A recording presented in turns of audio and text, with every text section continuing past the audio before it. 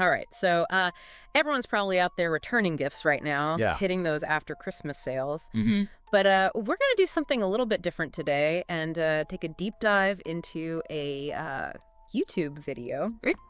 It's called 3 Creepy True Horror Stories That Happened on Christmas. So, always love a good creepy story. Oh, yeah. Especially this time of year. Yeah, totally. Yeah, it's like, why are we drawn to this kind of stuff this time of year? It's almost like a... Is it just the contrast with all...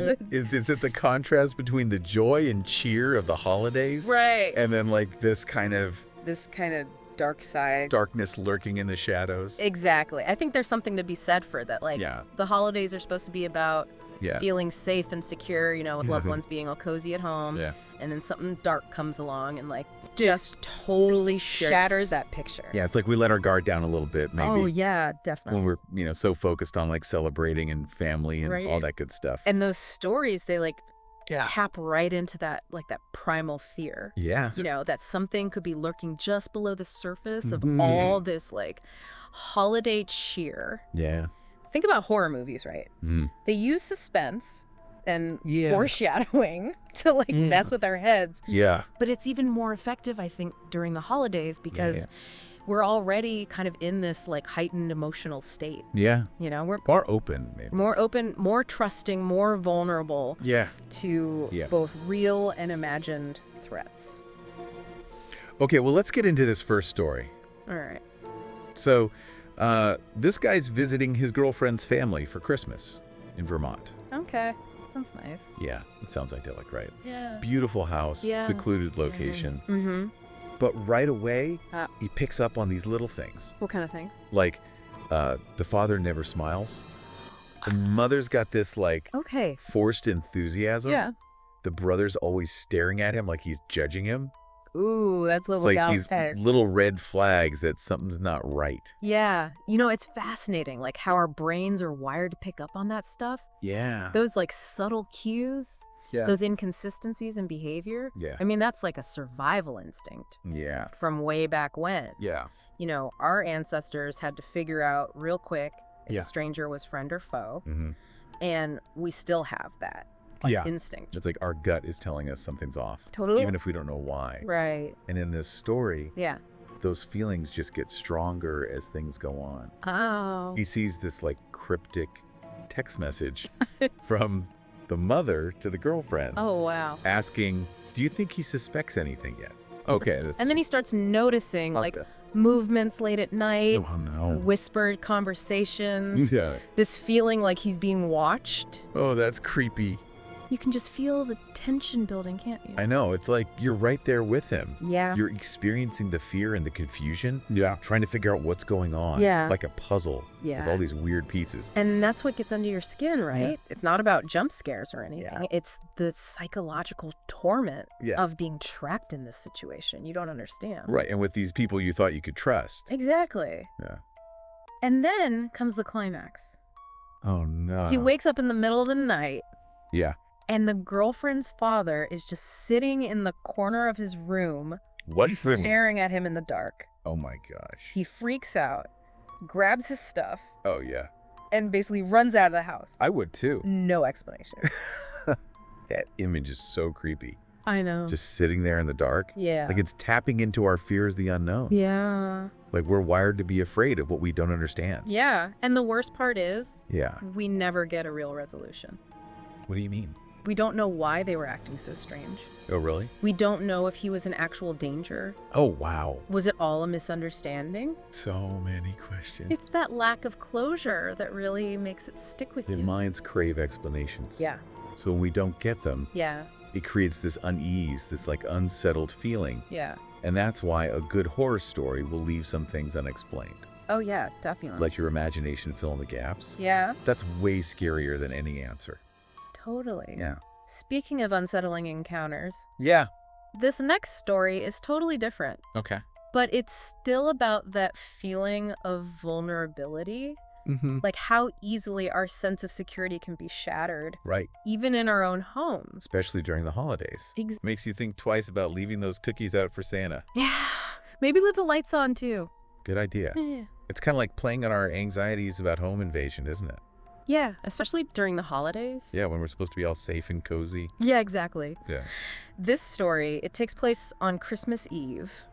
Okay. You know, picture it, Mhm. snowstorm raging outside. Classic. You're all snuggled up inside. It's got Yeah. that warm holiday feeling. I love it. And then you start hearing these weird noises outside. Oh, no. Like the gate slamming footsteps in the snow. Okay, now I'm getting nervous. And the really creepy part is What? the storyteller doesn't turn on the lights.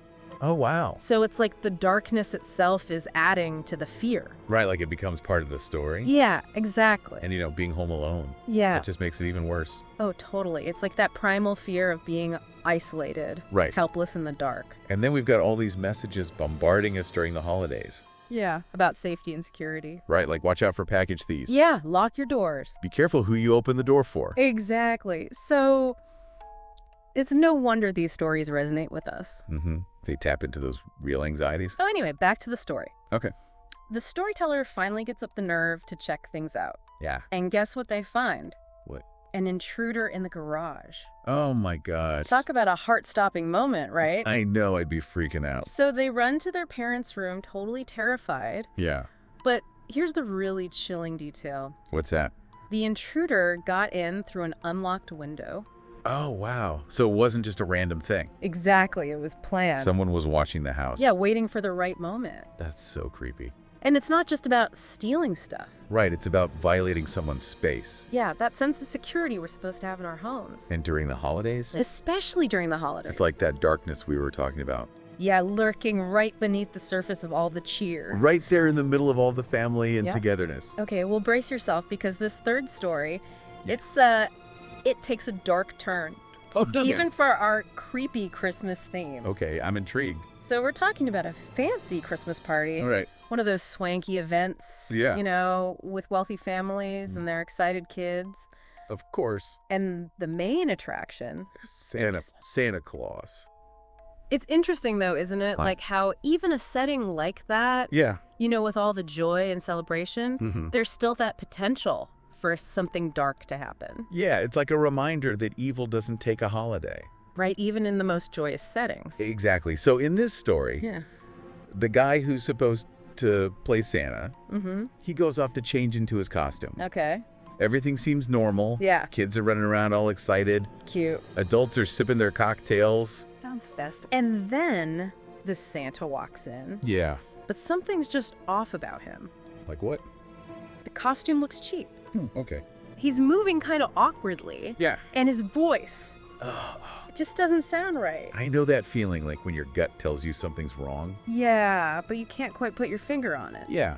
And then what happens? Well, the Santa disappears with the sack of presents. Like he just vanishes? Gone. And the presents are gone, too. Everything. Oh, wow. And it gets worse. How? This wasn't just a simple theft. What do you mean? The real Santa. Yeah. He was found later, Where? tied up and beaten in the woods. Oh, my gosh. This Santa was an imposter. So it was planned? Yeah, it was all calculated. Wow. That's really disturbing. It's like someone took this symbol of childhood joy Yeah, Santa Claus. and twisted it into something sinister. And to think about the impact on those kids. I know it's heartbreaking. Like that violation of trust. It makes you wonder. Yeah. Is there something about the holidays that makes us more vulnerable to these kinds of things? What do you mean? I mean, we're more trusting, more Yeah. generous. True. Maybe even a little naive. Maybe we let our guard down a little too much. Yeah, it really makes you think, right? Like, it's Right. not just about being vulnerable. Right. It's also about how we see things. Perception. Yeah. Especially during the holidays. It's like we're primed to see the good and everything. Yeah. Believe in the magic. Mm-hmm. But then what happens when that's shattered? Yeah, when that belief is broken. Like what happens to our sense of safety and trust? Especially when it's something like Santa Claus. Right? A symbol of joy and generosity. And then it's connected to fear and violence. It's almost like that, what's it called? The uncanny valley. Yeah, that's it. That creepy feeling when something familiar becomes strange. Exactly. It's like a cheap Santa suit. Yeah, or a voice that's just a little too gruff. Right. Something's not quite right. It's like a glitch in the Matrix. It disrupts our expectations. Yeah, and then that can trigger fear. Totally. And it's not just Santa Claus. Right. Think about all the other holiday traditions. Mm-hmm. Decorated homes, Twinkling lights. gifts, all that warm, fuzzy stuff. What if those things were used to lure us into a false sense of security? Wow, that's a really scary thought. It's like taking the things we love about the holidays and Yeah. twisting them into something sinister. Like playing on our need to believe in the good. Yeah, especially during a time when we're supposed to be celebrating that good. Right. So, does this mean we should spend every Christmas Yeah. looking over our shoulders? Right? Being suspicious of everyone? I mean, I don't want to end on a totally paranoid note. No, I don't think that's the takeaway here. What is it then? I think it's about awareness. Okay.